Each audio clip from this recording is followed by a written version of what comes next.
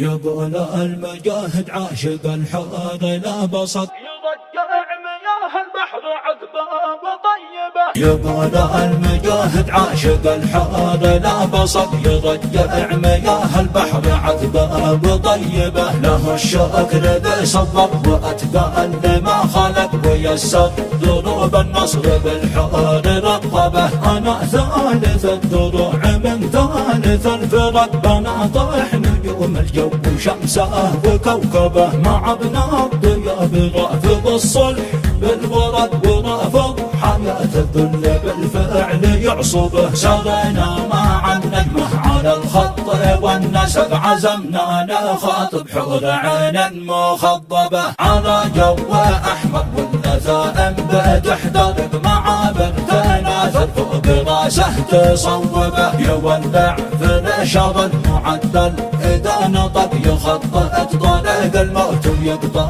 عقاربه. ويدمع حناجر من تعدى ومن نهب، وردت بصوته من شعارات كاذبه. ولا بد ما يرسم على جبهته شفق، يقطع ورد الموت برأسه يسيبه. مع ابو جمال البر مع البحر والأفق، مع ابو جمال النصر دايم مكسبه. وعارا على بندق تعلق وما طلق، وعرض النبي يطعن واهله وصاحبه. يقول المجاهد عاشق الحوض لا بسط، يرجع مياه البحر عذبه وطيبه. له الشوق الذي صور واتقى لما خلق ويسر، ضروب النصر بالحوض رقبه. انا ثالث الضروع من ثالث الفرق، بناطح نجوم الجو شمسه وكوكبه. مع ابن الضياب رافض الصلح